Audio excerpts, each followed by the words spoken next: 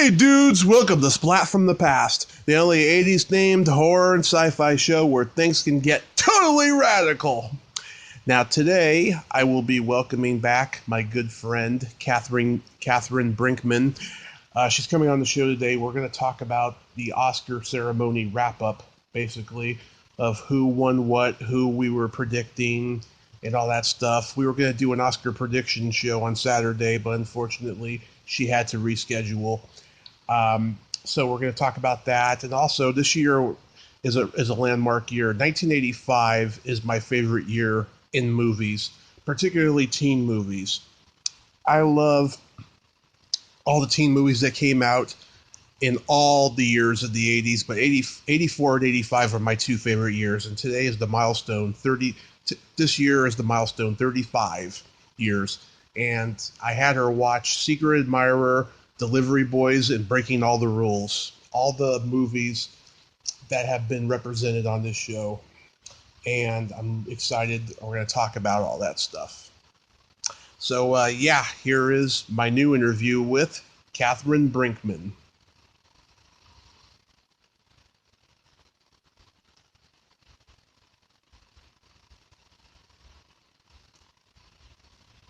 Oh, welcome back. How are you? I'm good. How are you doing? It's my last week of physical therapy. I'm just dreading the very last day of it on Thursday. Is this some like car accident? Oh, no. Well, it's a combination of that and just for the fact that I've been in my room the last 3 years and just not moving around much, and my lower back's been killing me. Got it. Yeah. Good. I went to a Comic-Con yesterday in the East Bay. Yeah, I saw that on Facebook. That was exciting. Yeah, it was a lot of fun. Just meeting Christy McNichol, it was just one of the biggest thrills of my life. Empty nest. Yeah. I told her, I said, I was always sad that you left the show 4 years in and stuff. And gosh, she was so sweet. I tell you, just very sweet. Good. Yeah. So, oh my God. So, were you disappointed at all with the outcome yesterday at the Oscars? No, not really. I thought that it was, I did not see Parasite. That is the one that I did not see. But I thought that everything else was a good showing. I am secretly glad that The Irishman didn't get anything, because it's kind of just like, it's the sign of the times. Yeah. Done your time, let's move on. Yeah. And I also thought, like, these people, everybody that won wasn't due. Like, Laura Dern, Zellweger, Brad Pitt, Joaquin Phoenix. Somebody said that Joaquin Phoenix was due, and I was like, where have you been? No, he's not. So it's just like, it's kind of like our generation's time, I guess. And Zellweger's been around forever, so is Brad Pitt, and Laura Dern, obviously. But just seeing Joaquin get recognized, it's kind of the same as like seeing Michelle Williams for all the work in Fosse. Yeah. I loved it. I was disappointed for the most part. There was a couple of wins that I liked. Best Picture, I really wanted it to be Once Upon a Time in Hollywood. I really did. I was sad that it didn't. I haven't even seen Parasite yet. Someone recommended that movie to me last week, I think it was. I still haven't seen it yet. Best Director, I really wanted it to be Tarantino. Really did. I was predicting it was going to be either him or Todd Phillips. I knew Scorsese wouldn't win again. I knew that wasn't going to happen. Quite frankly, I think The Irishman is going to be his last mob movie, I have a feeling. Because... Well, I mean, the fact that they didn't win anything... I will say the two that I'm happiest about was Makeup for a Bombshell, because the makeup in that was amazing. When was Charlize Thrones first came on, I didn't even know it was her. Mm-hmm. Who, like, is Megyn Kelly playing herself? It was superb. John Lithgow's makeup in that film, amazing. And then seeing Joker, the score, the music, and that entire thing, like, if you actually listen to the Frank Sinatra songs that they play with the words, I mean, it's just an epic, amazing score in that film. When it comes to The Irishman, I did think that they would win for the visual and the work that they did to get the characters to go back in age. So when that didn't win, I was a little shocked. Mm-hmm. But at the same token, it's like, okay, we've seen this movie. As a friend said, I've seen this movie a million times. I'm over it. Yeah. I just think I think Scorsese, he got the hint that his old mob movie formula is just not working anymore. I think this will be his last one, and plus it was a Netflix movie, it didn't really get a wide theater release. Well, I mean, I read the book a long time ago. The book is very good, but I didn't grow up watching those mafia films. That wasn't my vibe. And so when I saw it, I was like, okay, it's okay. Is it The Godfather? No. But like, I'll be honest. I'm a Coppola person. I'm not a Scorsese. Yeah. I love Coppola. Yeah. Coppola's made some great ones. Yeah. And I'm also a De Palma guy too. Okay. Yeah. Yeah. His career should still be going now. I mean, De Palma, he's cut back in making films in recent years, but I think he's great too. Those Hitchcock-style thrillers that he made,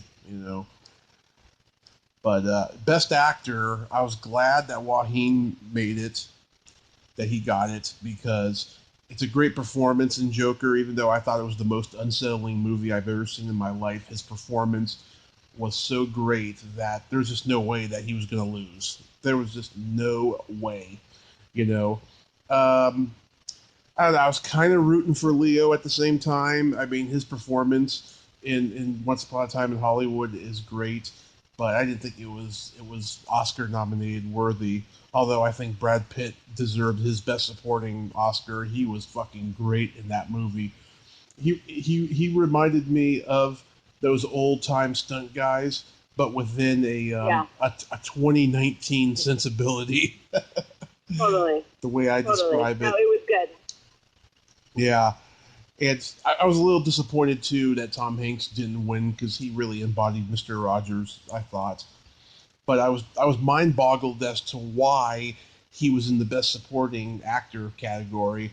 That kind of reminds me of when Jimmy Stewart won Best Actor in 1941 for the Philadelphia Story, when he should have gotten Best Supporting Actor. But then again, I think it was because they knew he was going off to war soon, and so just in case he didn't make it back, they gave him the Best Actor award. Wow, I didn't know that. Yeah.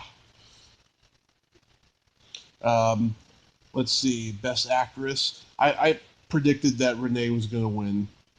It was either going to be her or the one who played Harriet Tubman. It was going to be one of the two, I felt. And Best Supporting Actress, Laura Dern, I'm so glad that she won. She's way overdue. I predicted it was either going to be her or Kathy Bates, but I'm glad Laura Dern finally won. I was disappointed when her father didn't win back in 2013, I think it was, for that movie he did, because I thought he was way overdue. I kind of thought she would win. She was very good in that. The Marriage Story was really good, and it was a good juxtaposition, LA versus New York. Mm-hmm. And the challenge I have with Laura Dern is she's kind of always so good. Mm-hmm. I call it like Joan Allen syndrome. Like, you just expect them to have this certain level. So it has to be super stellar for you to really notice it, because they're always so fantastic. Yeah, that's a great way to put it. Joan Allen syndrome. Oh, God. What was the movie she did where she's the politician? The Contender. The Contender, yes. I love that movie. To me, that's one of the best political movies ever made. It is. And she didn't get it. Yeah. And I was glad that Sam Elliott was cast in that movie to see him play a character other than a cowboy for once, or a biker, or some kind of roughneck. That he was playing a political guy, get me any information you can. Sex with children, sex with midgets, anything. He's great. He did that Super Bowl commercial where he's about to, they're in the West, him and the black guy are about to draw, and then instead they start doing hip hop dancing. Wait, I'm sorry, say it again, cut out.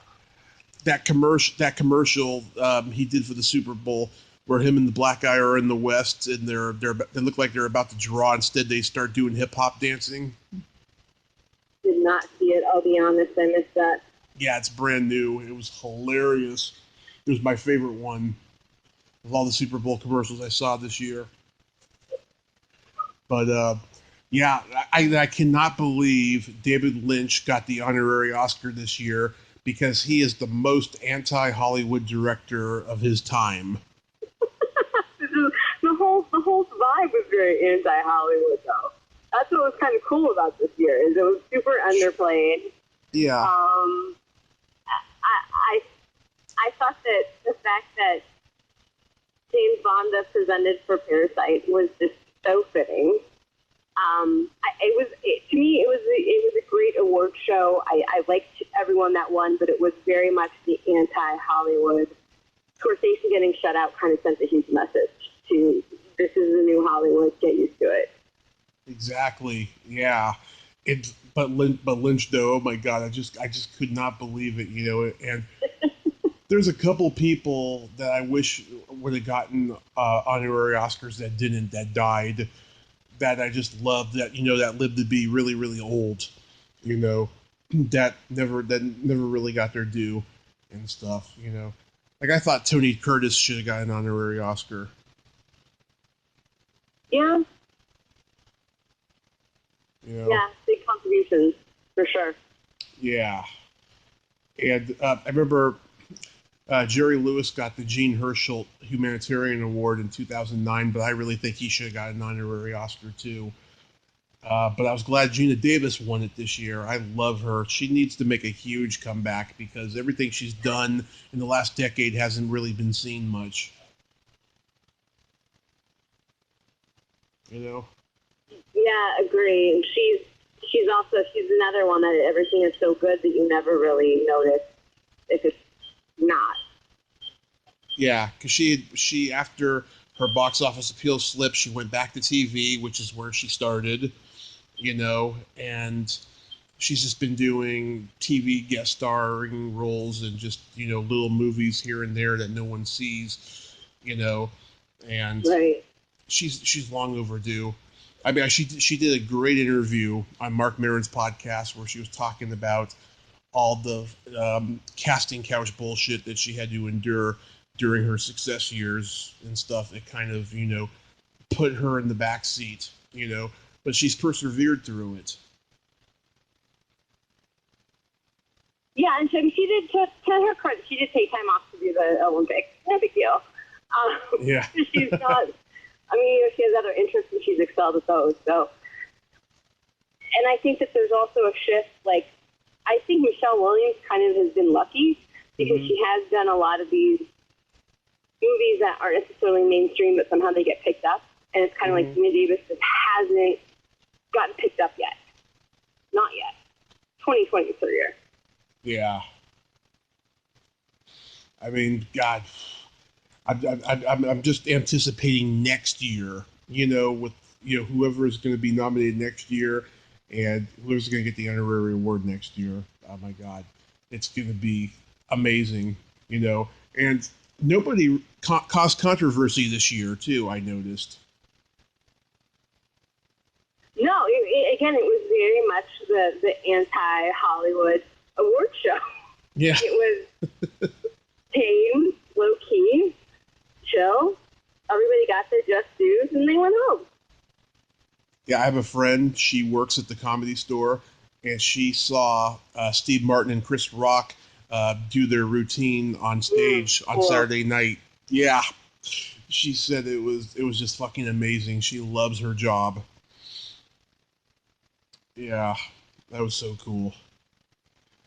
Uh, I can't believe It Chapter 2 wasn't being represented, at least not for, like, best, best, I don't know, makeup or visual camera works. I thought it was a pretty scary movie. I did not see that one. You in the scary movie? I didn't see that one. Yeah. I liked it just as much as the first one, the first chapter, even though people said that the first chapter was better. I liked the second one just as much. I thought it should have got some kind of an award, but it didn't, which is unfortunate. But yeah, there was a good Oscar ceremony, and I think they're doing much better without having a host. Agreed. It moves faster. It is kind of, it's not kind of, it is, I think that's a piece of why it's less political. Yeah. And, you also see people that you wouldn't always see, like, Maya and Kristen Wiig. You wouldn't have seen them otherwise. Yeah. Although I do say if they are going to get a host ever again, get the best one, which was Billy Crystal. To me, he was the best host. He did, what, 4 or 5 of them? He hosted like a bunch of years in a row, right? I'm trying to think of Yeah. I just remember him doing push-ups and it was hysterical. No, that wasn't him. That was Jack Palance. But it was together. Remember that? And Billy Crystal was like, I can't do that. I don't remember that one, no. I just remember when Jack Palance did it. It was pretty damn funny. Yeah. Those are classic Oscar moments. Back in the 70s, David Niven was giving an Oscar speech, and then some guy ran on stage wearing nothing but a trench coat. He was naked. Did you ever see that on YouTube or hear about that? I did not. No. Yeah, because that song, The Streak, was really popular at the time. And so everyone was trying to do the Streak type of things back in those days. Now, did you watch the movies that I told you about, right? I did, yeah. Okay, let's start with Secret Admirer. Tell me your thoughts. I really liked it. It was good. It was cute. It was funny. Mm-hmm. It was very LA. Very LA. That's a good way to put it. Yeah. It used to be on HBO all the time when I was a kid, and I didn't really get to watch the whole thing until I was maybe 18, 19 years old. When I moved to Foster City and I was living across the street from Foster City Video, I watched it, and I was obsessed with it. I started watching it over and over again, and I eventually bought a VHS tape of it when I think it was that video store, or maybe one of the others I was going to at the time was closing down. Because I fucking took advantage of those VHS blowouts back then, and I had to give all my tapes away when me and my mom were living on the streets for a while. And now I'm getting them all back off of eBay. But, yeah, Secret Admirer. I've interviewed one of C. Thomas Howell's friends in that, J.J. Cohen, who was in Back to the Future, playing the guy with the shaved head in Biff's gang. And the guy who played C. Thomas Howell's best friend, Roger, in the movie Casey Samasco, was the guy with the 3D glasses in Biff's gang. And how they got cast in both of these movies was because they had the same casting directors. Mike Fenton and Jane Feinberg cast them both in both of these movies. And after Eric Stoltz got fired from Back to the Future, Michael J. Fox came on board, but if Michael J. Fox had said no, they would have asked to see Thomas Howell next. I can see that. I mean, he was cute. Yeah. It was a cute movie. It had that, I liked it. It was like that C-type, not quite, like Molly Ringwald back in the day. Yeah. It still was it was just funny. And it was cats. There were people in the movie. They were famous individuals. I shouldn't even say famous. There are people that I was like, oh, I know them. And I thought the writing was decent. Yeah. Well, it honestly surprised me. The writing was good. Well, I can tell you about that. Jim Quoth is one of the great he was one of the great '80s teen movie writers of the '80s, and he did lots of adult comedy movies too. Then, and he knew how to write for both the teenagers and the adults. And in this movie, all the adult stuff cracks me up the most, especially with Fred Ward, being that tough cop. Right. He's so great. It was funny. It wasn't like cheesy funny. It was cheesy funny, but it was to a point where it was actually funny. Yeah. Wow, you've really outdone yourself on these affairs. Love that line. And just the whole, like, and that rose through the community was hilarious. It was funny. Yeah, Dee Wallace, she, is a good friend of mine now after being on the podcast twice, and we see each other at numerous conventions. The second convention I met her at, she didn't remember me from the first one that I had met her at, but it was like she'd known me her whole life, And she's signing me this autograph, and I told her, I said, "Can you say my favorite line from Secret Admirer? Fuck him." And she was like, "I said that?" She forgot that she had said that. Yeah. She did. Yeah. And she did. Yeah. I just love that movie. And it's funny too. That movie has the same kind of thing that Teen Wolf has that exact same year. In that, totally. There's this guy. He has a crush on this superficial bitch in school, but he's got a girl who's his best friend that likes him, and he just doesn't see it. Yeah. Nor does he want to. It was very much like a treatment got chopped, and somebody picked it, and they got lucky, and then somebody else picked it, and they got lucky, and one had Michael J. Fox, and one did not. Yeah. Good point. Totally stopped that, but yeah. Yeah. It was good, but it was good. It was. Yeah, and a weird thing too, and I was talking about this earlier with somebody, that Jim Quoth and his partner David Greenwald, who directed the movie, they became very successful in TV later on. They produced and directed and wrote Ghost Whisperer and Grimm, and for some reason they do not talk about that movie or a lot of the movies that they were involved in, except for Class, because they discovered Rob Lowe and John Cusack, and they'll take credit for that. Yeah. I'll take credit for it, yeah. Yeah. So that's a funny anecdote about that, though. But how about Delivery Boys? Dear God, where do I start? I was confused. Mm-hmm. It was very New York, just like the stereotypical, let me pick the skylines and the places that people know in New York and let me shoot them. Yep. It was like 3 movies in one. Right. So you had the, like, sort of romance-ish, you want to call it that. Yeah. You had the, like, dance-off competition, and then you had some kind of festive gang war happening. It was a lot. It was a lot. To be honest, I felt like I've never even had that time back in my life. But Miles and Peoples was in it, and I was like, this is kind of cool, just for him. Yeah. I'm saying it like it is. Like, there was some eye candy in it for sure. That made it worthwhile. The storyline, I was like, what is happening? Oh, I've got some great anecdotes for you about this movie. Oh my God. Okay. So the main guy, the guy who sings most of the songs in the movie. Yeah, it was like a musical. I can't. There was too much. But yeah, please go. Yeah, Josh Marcano, who sings all the songs, and he's with that rich girl. He was on the podcast, and he told me, "Oh my God!" So he was production assistant on that movie originally, and his friend, who's also in the movie, Nelson Vasquez, who's one of the guys who don't have a misfortune happen to them.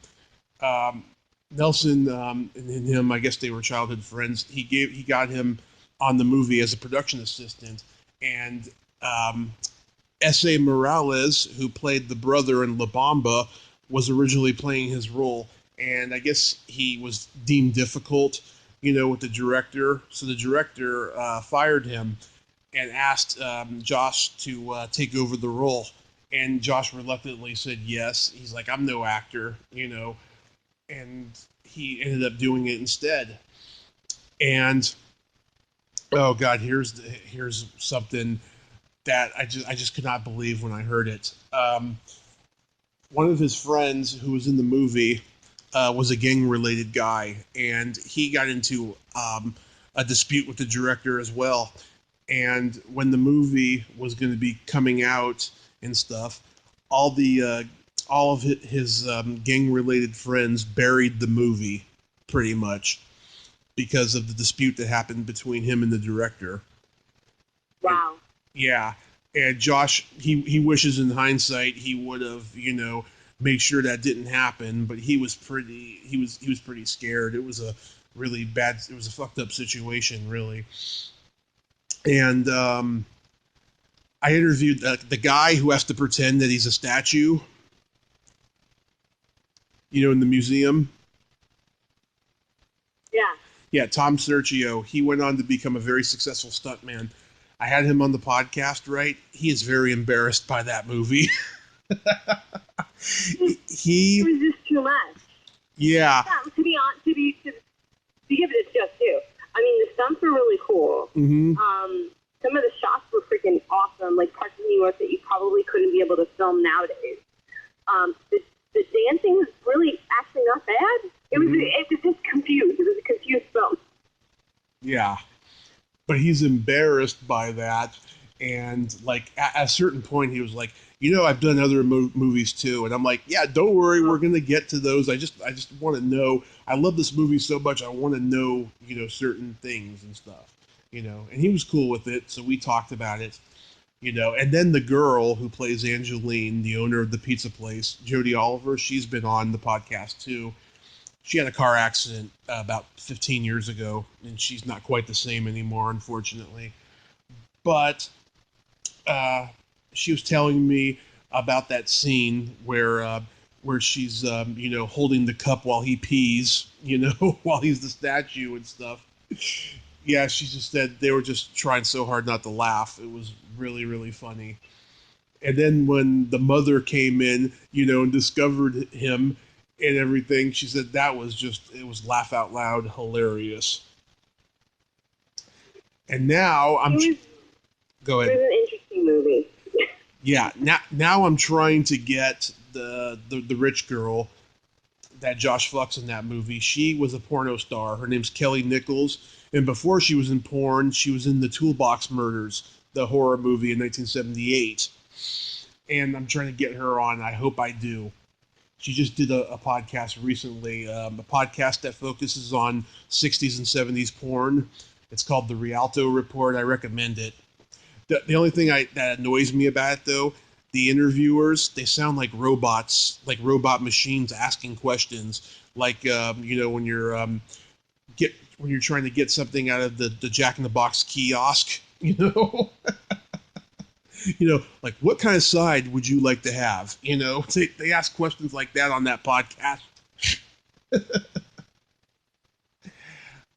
But I'd be a little heated, I guess. Maybe.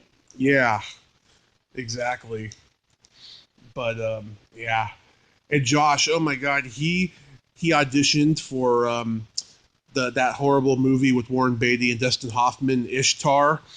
He decided he was going to try to pursue acting after that movie, right? So he went to an audition in New York, and both of them were there. So he auditioned for both Hoffman and Beatty. They liked him, but then he had to fly out to L.A. to do another audition, right? And so he got drunk at the local bar before the audition and fucked it up deliberately, because while he was out there, his audition got delayed because it was the Hollywood bullshit of, it's going to be this day, but then it's like, can you come in, this day or that day? So he just got pissed off and angry, so he got drunk, and he deliberately fucked up his audition and then decided, I'm done with acting. This is just not worth it to me. And Yeah, he lives a quiet life with his family in New Jersey, and he's a great guy. And he's got a great sense of humor. I love talking to him. But yeah, I love that movie just because it's so bad. It was, and it was. Again, there's pieces of it that are pretty iconic, and then there are other parts where I was like, "Oh my gosh, really?" Yeah. Now the third guy, the rich guy who was in the hospital being that experiment, he died a few years ago. They told me, and I didn't know that. I don't know what he died of, but he's gone. Oh, and here's another great anecdote. The guy who directed the movie, Ken Handler, his parents invented Ken and Barbie, and that's why his name is Ken, and his sister's name is Barbie. Yeah, I mean, I don't know how you feel on this movie, dude. I haven't seen that one. Okay, let's move on to Breaking All the Rules, which is my favorite of the three. My very favorite. So it reminded me a little bit in a weird way of the movies. Really? A little bit, yeah. Because you had like the bad guys that weren't really bad, but like were trying to get away with it. Right. I secretly really enjoyed the fact that he tricked them with the piece of ice rather than a diamond. Yeah. There was just like that very wholesome, I'm going to make a movie with bad guys, but it's not going to be really bad kind of vibe to it. The acting was not great. Of course not. Not great, no. But it was also like a little bit dirty hairy, right? Like you had the costume, you had the one cop that was like super serious, you had the other two where they're like, is this real or is this like either fucking? But it was an interesting movie. I liked the fact that the girls in the beginning were like, I'm going to change my hair, I'm going to change this, and this is who I am. Like, F you guys. That was kind of cool. But overall, like, it kind of reminded me of the Goonies. I don't know why, aside from the fact that there was just a certain dichotomy where it was that's three bad people, you lose the guy, you're on the run, that kind of thing. That's very interesting. I'd never put two and two like that together.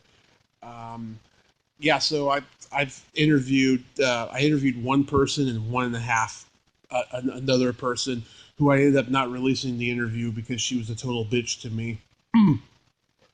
So let's see. I interviewed the girl who plays Angie, the brunette, Rachel Hayward. Oh my god, really awesome chick, but she's really tough.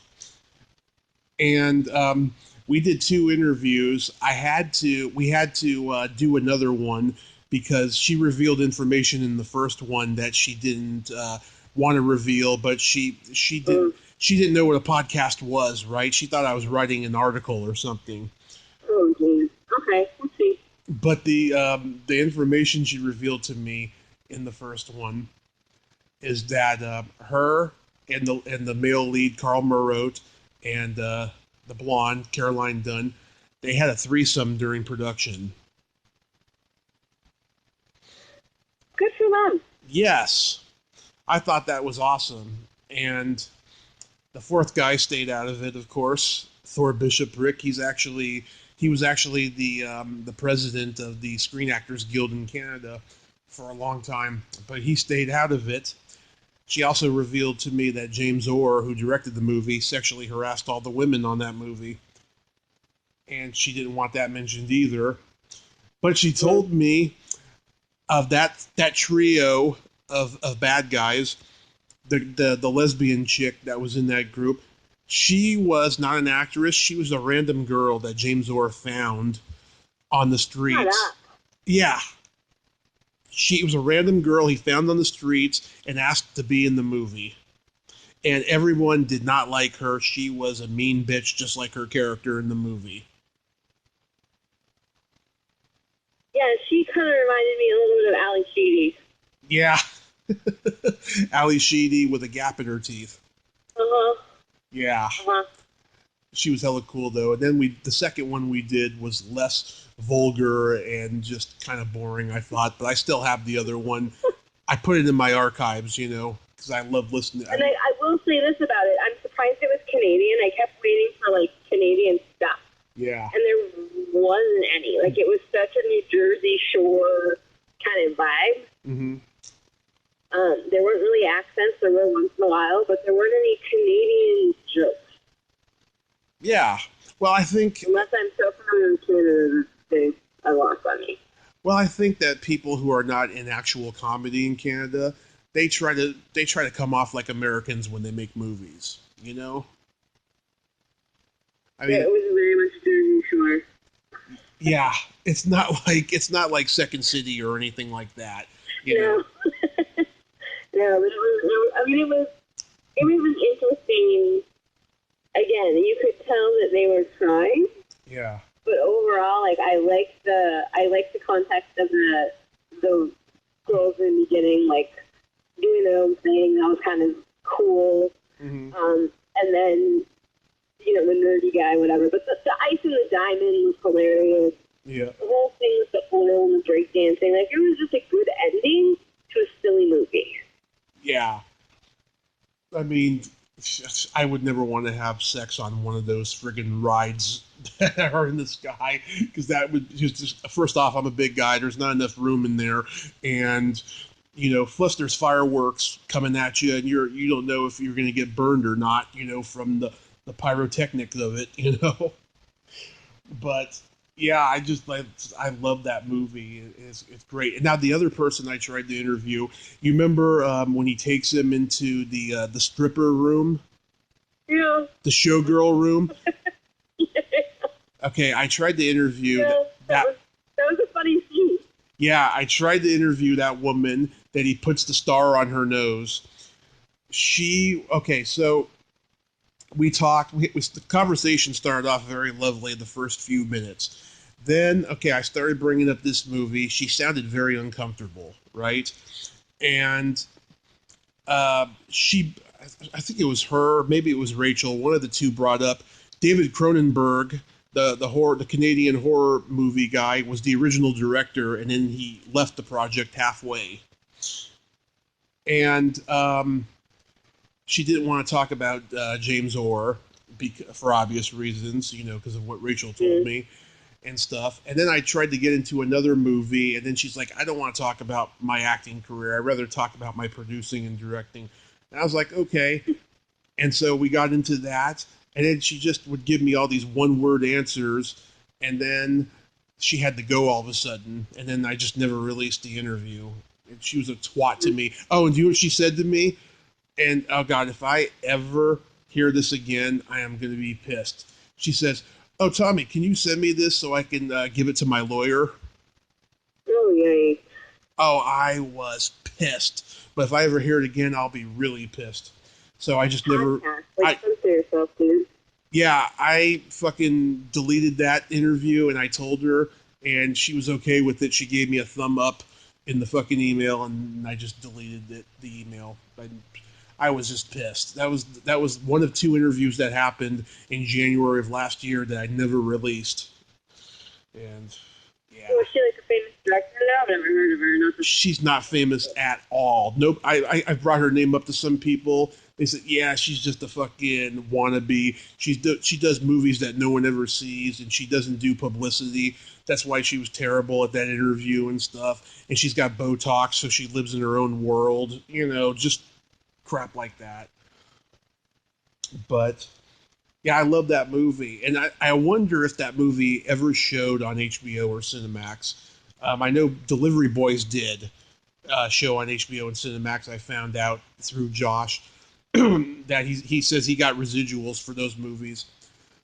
But Breaking All the Rules, yeah, I tell everybody, I say, watch Breaking All the Rules. It's the most underrated teen sex comedy movie you'll ever see, because it's Canadian and there's some hilarious shit in it. And also, it is underrated. It was funny. It had humor in it for sure. Yeah, and also too, that fun park still exists in Canada, and I went on their website, and I thought that was pretty cool that it's still there after all those years. where is it actually in your life? I have to go and look at it again, find out and stuff. But when I do, I'll send you the link to it. Yeah, please do. I say that because I went to the store, the Jersey Shore, in July of this year, and it is like your stereotypes for a reason, and it was so Jersey Shore, but it reminds me of that a little bit. Yeah. It wasn't like Great America, and it wasn't like Santa Cruz Beach Boardwalk. It was very Causeway. But no, it was funny. So I will say again, my favorite was Secret Admirer. It was very rom-com. I think some of it was shot at UCLA. So that probably is another reason I'm biased. And I was like, oh my God, wait. I think it was like, I didn't look it up, but it looked like it was Big F's house. Yeah. It was a cute show. It was. It was cute. It wasn't funny. How about that? Does that make sense? Exactly. Preface between cute versus funny. Yeah. The woman who plays Caroline Dunn's mother in the in the hairdresser shop. I want to find her because she was in a horror movie in Canada in the 70s called Kathy's Curse, which you should check that movie out on YouTube. It's about a little girl who has like telekinetic powers, and she's just evil. She can like make anything happen. You know, it's kind of a Twilight Zone-y type of Canadian horror movie. Before or after Spielberg's Firestarter? No, Stephen King's Firestarter. No, this was. I'm sorry. This is like. King, but I think Spielberg directed it. Anyway, it was before or after that? This is like 76, 77, so. Before. Okay. Yeah, Firestarter was 84. But I'm trying to find the little girl that was in it too. She does like print interviews, but she hasn't done any podcasts. But hopefully, I'll find her. But yeah, and also the guy who plays the hairdresser. He was the killer in the horror movie Terror Train in 1980. You ever seen that? I didn't see that either. No, you've seen all these movies when I was like a year old. I don't know any of these movies.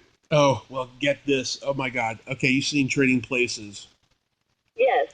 Okay, well, in that movie, okay, they have the New Year's Eve costume party on the train, Yes. Okay, well, Jamie Lee Curtis is the star of this movie. It's also a costume party for New Year's Eve on a train. And this guy wearing this weird mask, it's kind of like the mask the killer wears in Happy Death Day. He's killing all these people one by one.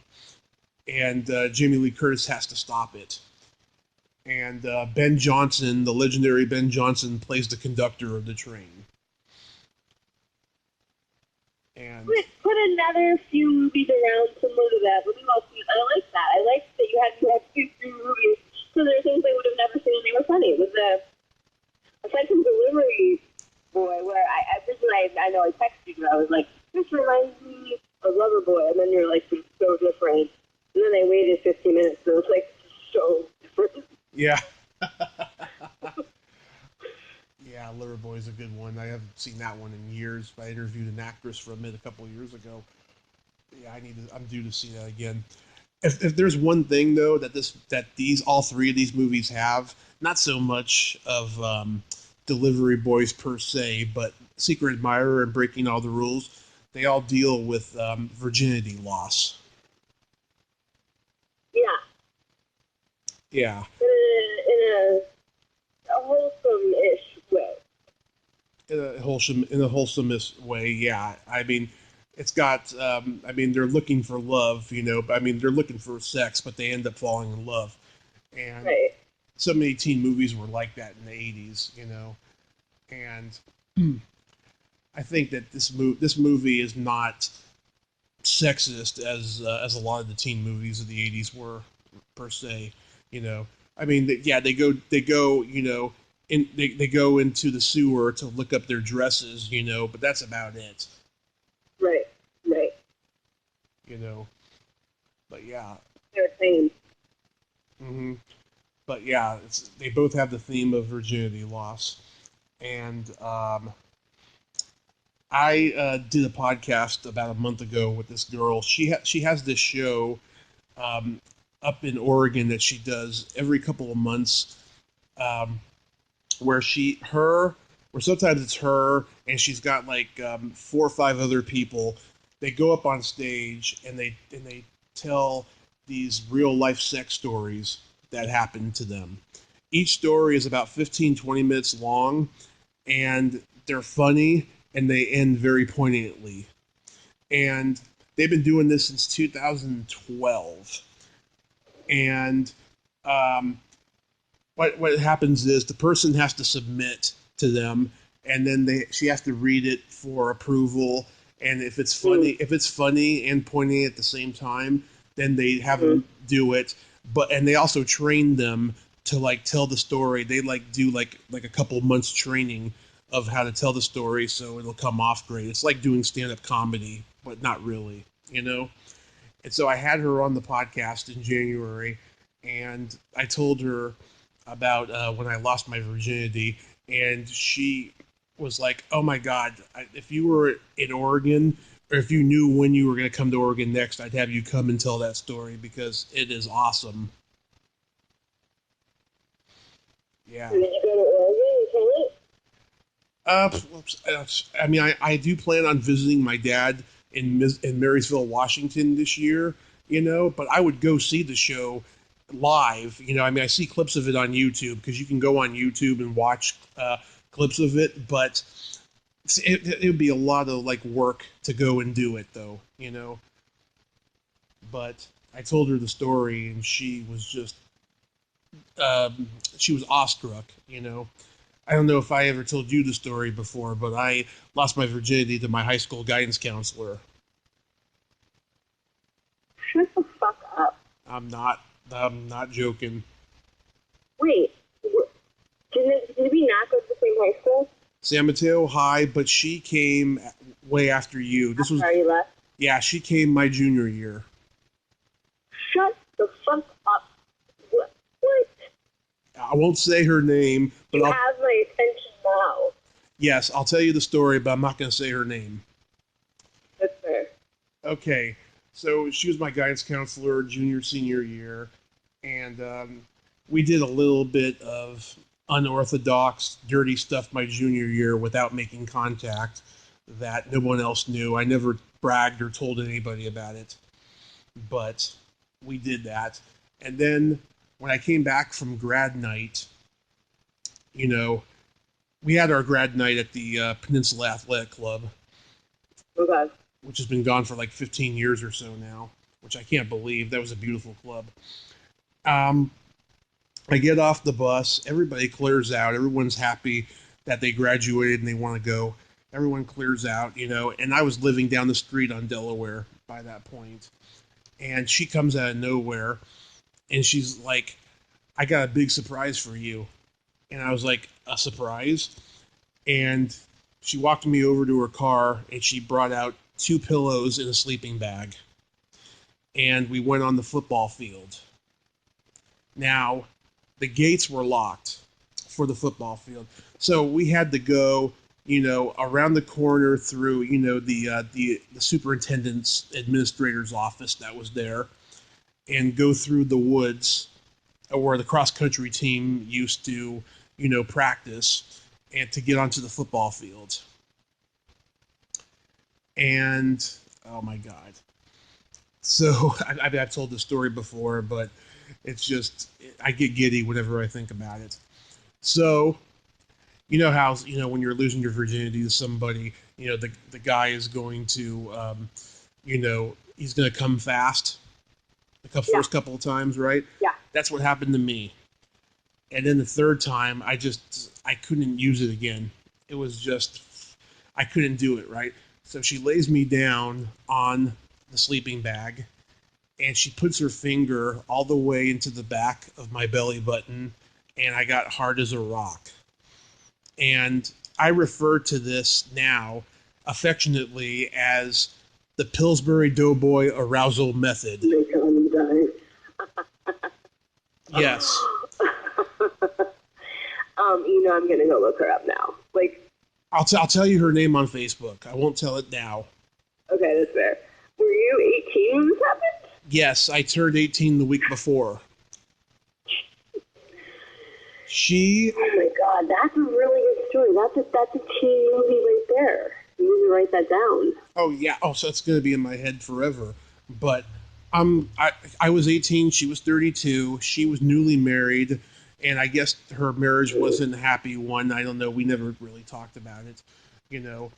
But I got the job done, and it was a lot of fun that night. And then I walked home, by like 5 a.m. or whatever, and I kept thinking to myself, "Oh my God, I can't believe that just happened." I didn't feel ashamed at all, but it was just like, God, that was just fucking awesome. And then it wasn't until years later when I started going to the bars and I started fucking around with married women that I thought back to that night, and I thought to myself, I probably, made her feel special that night, made her feel attractive in some weird way, because she was probably in a loveless marriage, even though it was brand new. I need to know who this was. That's amazing. That's an epic story. Yeah, I will tell you. Yeah, so she came my junior year, and remember, I graduated in '01. Okay, I remember the for sure. And I found her. Okay. I found her on LinkedIn, couple months ago, and it said on there she was married. She had a kid. I don't know if it's the same husband. And like I wrote her a message and sent her a request, and I haven't checked to see if it's still pending or not. But it never got accepted or nothing. But I hope it does, because I really want to thank her properly, because I haven't seen her. I saw her a couple of other times after that before I got temporarily banned from going to the school. But I would like to talk to her and just say hi. Wait, dude, I've done a lot of interesting things in my life, but you were banned from going back to the high school. Could you please write a book? I think this is amazing. I'll tell you why I was banned, okay?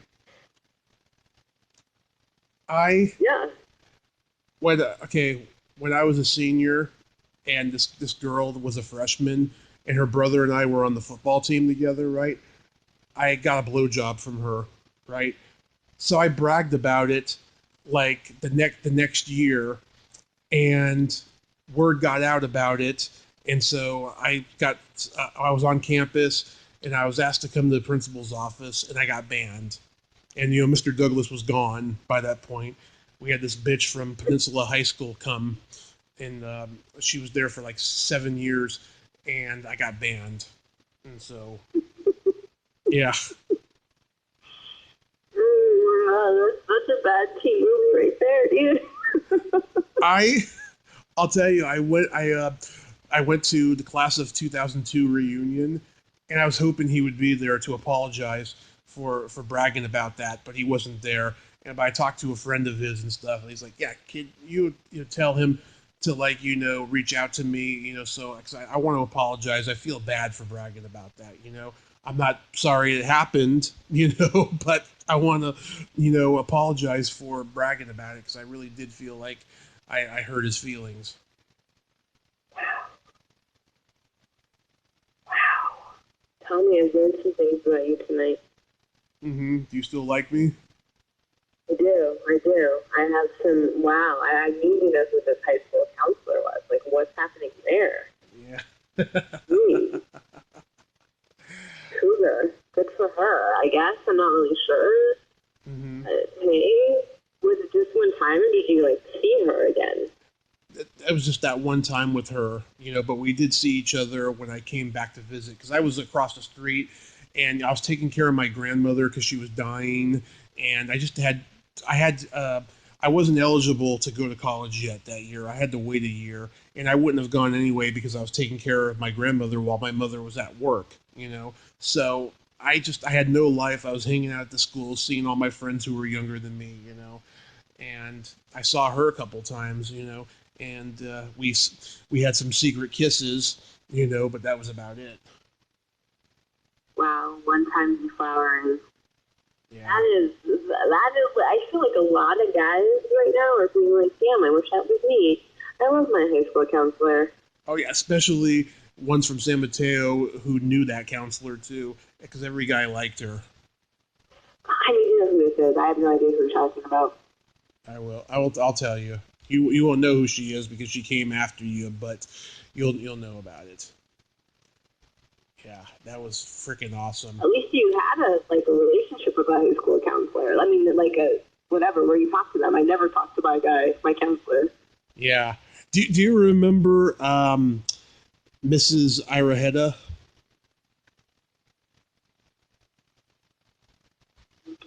I forgot what she taught. Was she in the secretary's office, like the attendant's office? No. She taught, I believe, history.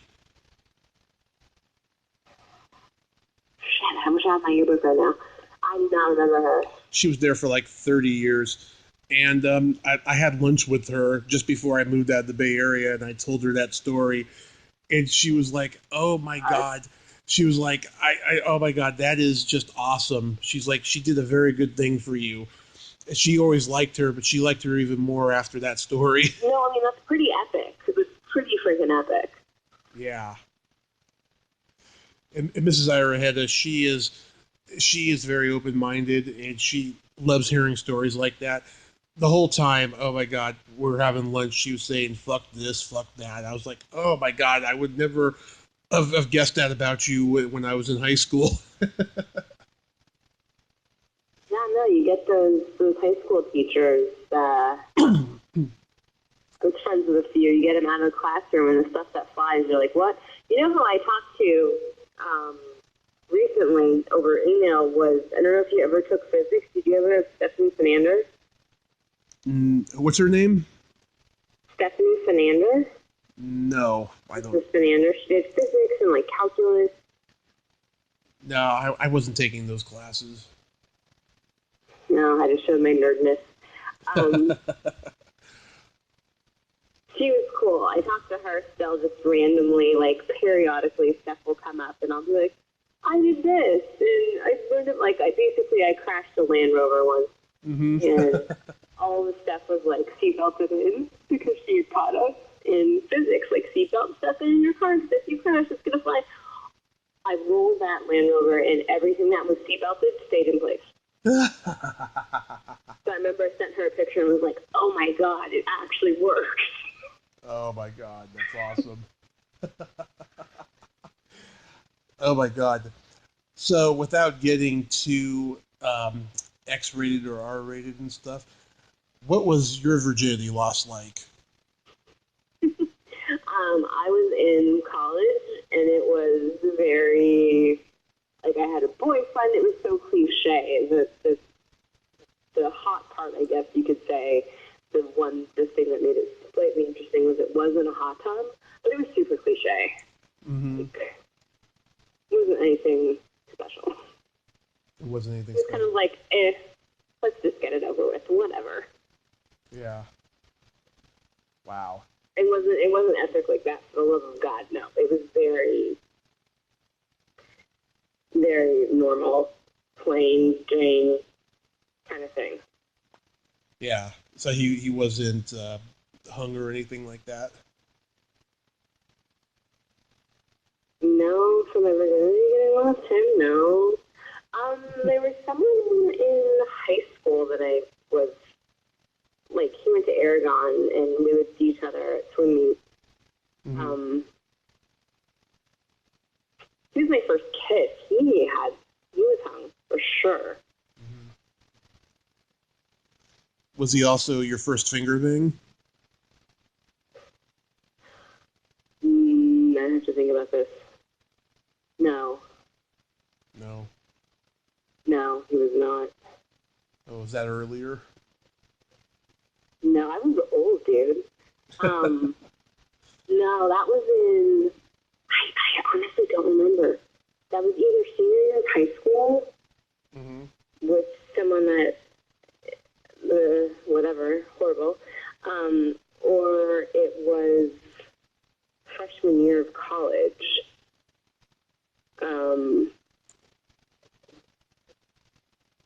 I think it was freshman year of college. Do you think that being a nerd hindered you from getting laid earlier? I think I actually actually wasn't a nerd. I was being sarcastic. Oh. I think my dad's scaring the shit out of me is what hindered me from getting laid earlier. Oh. And my dad intimidating anyone that I brought over to the house. So that is what probably hindered it. Oh. So he was like Fred Ward. Yeah, he was super strict. So when I was in college, it was kind of like a free-for-all of parties and just not, just being a kid. Mm-hmm. I'm trying to think when I feel like I was a freshman. It was my first quarter of college, like my second month down in LA, that happened. I don't think it happened in high school. I'm trying to remember. I feel like you remember that. If it happened in high school, let's put it this way, I didn't come, and when it happened in college, I did because I remember it. So there you go. That's an awesome way to put it. One works and one did not. So yeah, that was my deal. I think the greatest gift God ever gave woman was the G-spot. When it can be found, yes. Concur. Yes. Okay. Yeah, there's this joke I always tell. You know the difference between a golf ball and a G-spot. It takes a man 20 minutes to find a golf ball. It's true. Yeah.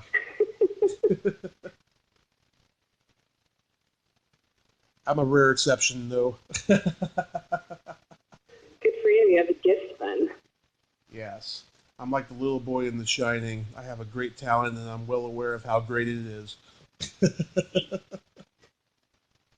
Whatever works. Yeah. What are you going to do for Valentine's Day? I don't know. I'm not seeing anyone. We're no longer together, so I'm not sure what to do.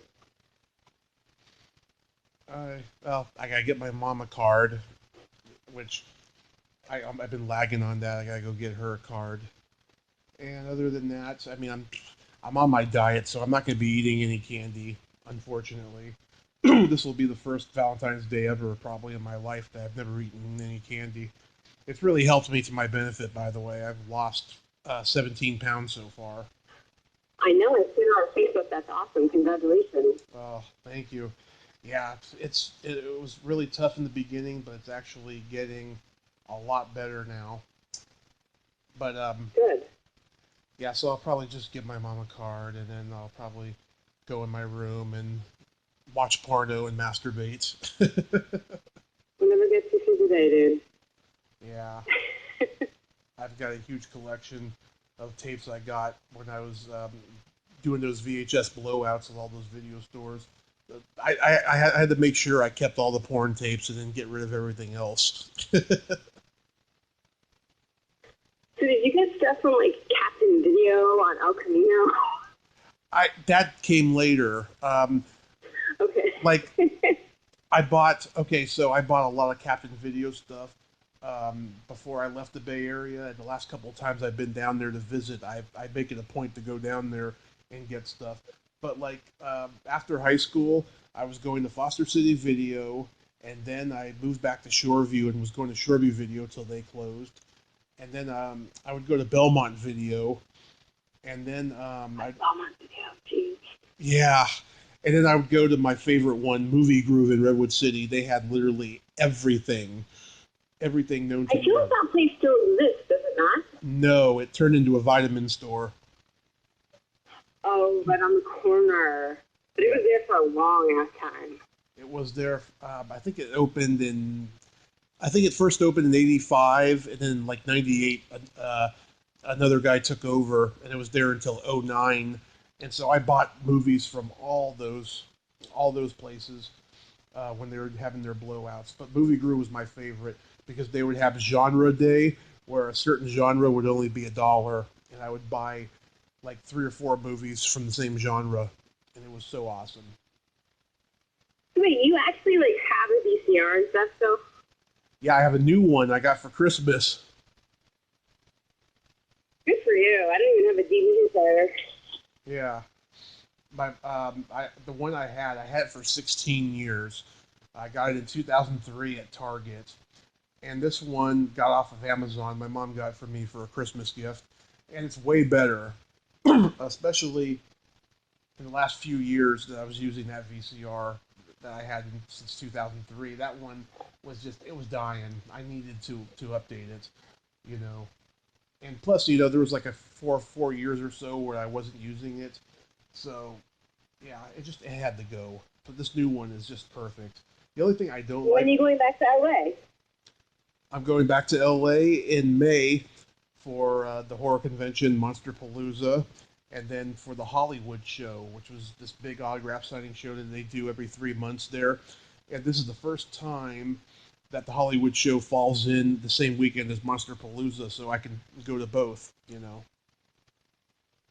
you were living there. You're going to move down there. I don't know when that's going to happen. I mean, my friend who I went to high school with, I played football with and stuff. He's an actor, and he wants to stay in the Bay Area and act, right? And I just like I don't want to go out there without him. Yeah. But when we go in May, me and my mom, we're gonna have dinner and lunch and whatever with podcast guests of mine, and I'm gonna ask them, if they know anybody that I could stay with, for a little while, this summer and fall, and we'll see what happens from there. But other than that, permanently, I don't know. I was being a little snarky in my question because that's going to be a bitch to move all those DVDs down there. Oh. I have a feeling you have a bunch of DVDs and VHS. Oh. Am I wrong? Oh, we'll manage. We'll get a U-Haul. But no, I think, well, if I move permanently, I'll have them. But if I'm going to go down there just for a few months, I'm just going to leave all my shit here, Okay.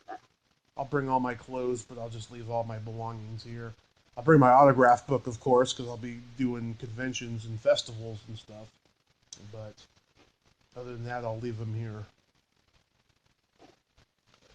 Gotcha.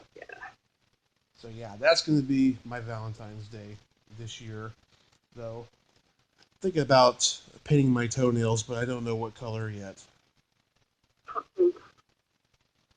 Hot pink? Mm-hmm. For Valentine's Day? Maybe. Yeah, I think that's the best color. What color do you have? Hot pink. You got them? On my toes, yeah, I got them. I just went today and got bright red gels put on. Nice. I just stepped outside. Hopefully it's not too loud. Mm-hmm. So I had to walk the dog. Yeah. That's cool. How's improv going? I have not been doing anything. I've been working. I restarted my own consulting business, which has taken up more time than I would like, but things are on track, so I should start. I have 5 clients. I don't want to take more than that, so I should have time with everything kind of settled when I get in the groove of working with everybody and understand kind of their expectations, what they want.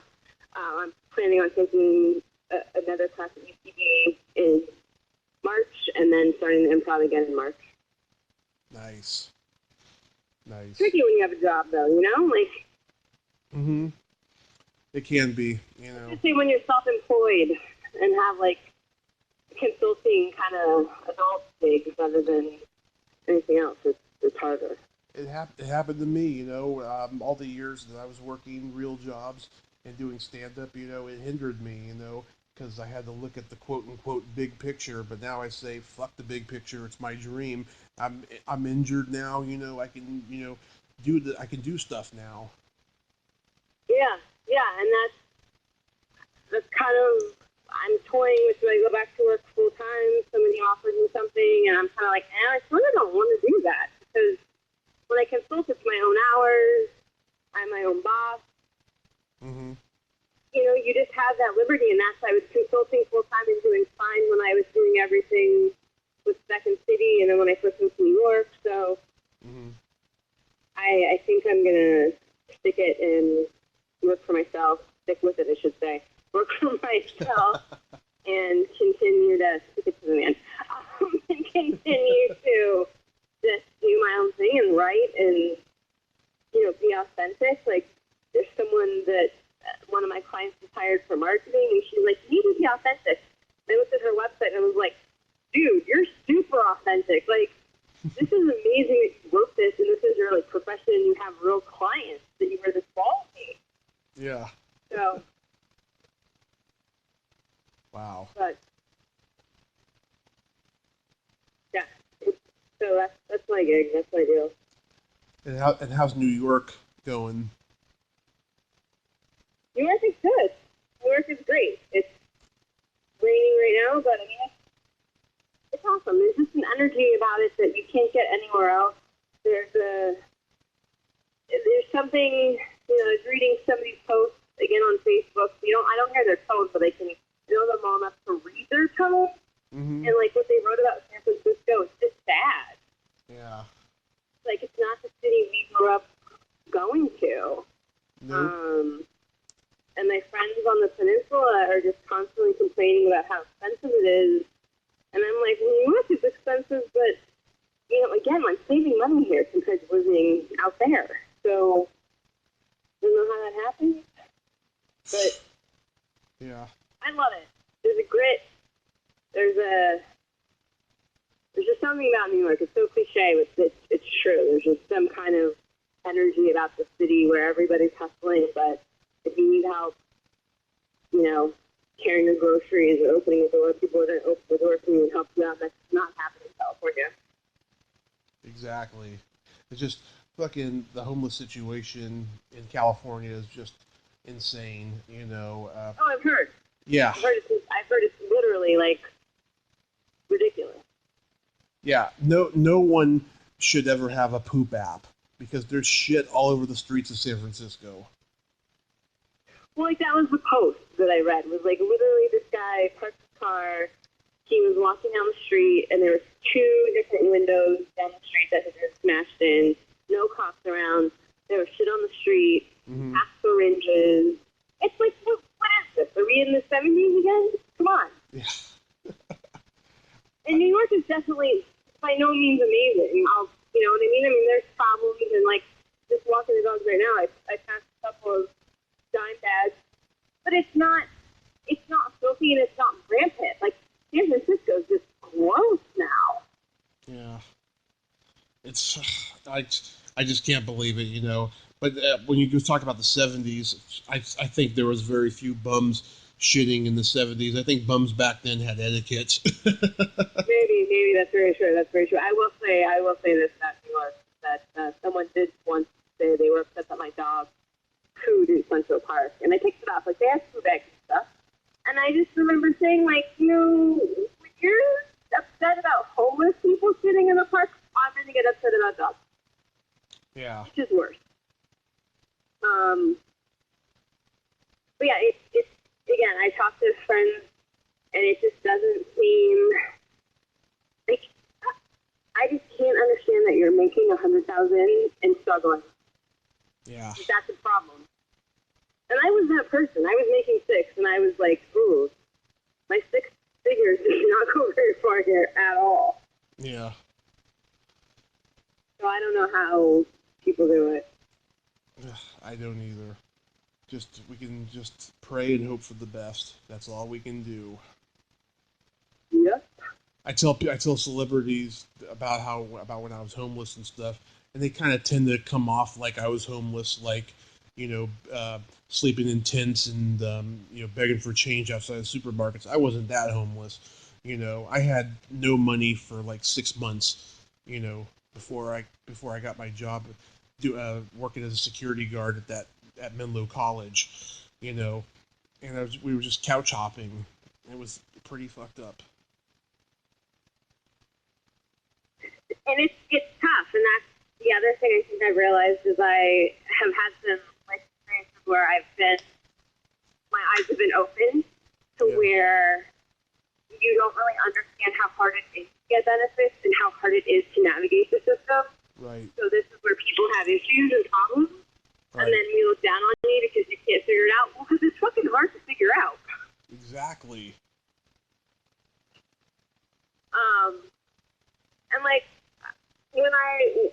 this summer, I'm like, I got fired from my job, and everyone was like, you should go for unemployment. And I'm like, oh, I don't know about that.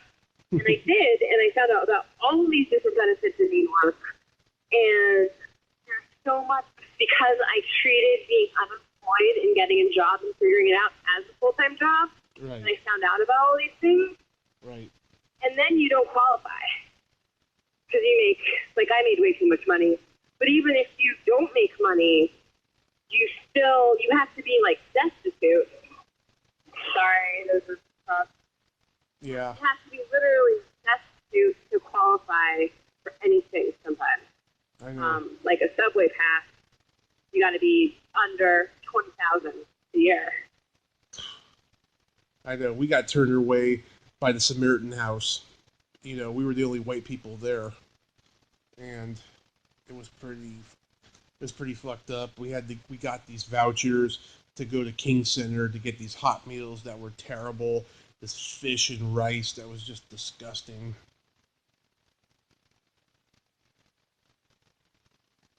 You know. Yeah, I mean, hold on one second. Leave fast. Sorry. It's okay. Okay, I didn't want the dog to see in the house. Hopefully you can edit that out. I went I was like, whatever, let's see if I get it. So I went for food stamps. Mm-hmm. I made way too much money to qualify for food stamps. And the amount that you have to, I should say the limited amount you make to qualify, mm-hmm. You have no money. Yeah. You probably can't get to the place if you have to take the subway because you don't have a subway card because you can't afford it. Mm-hmm. It's ridiculous.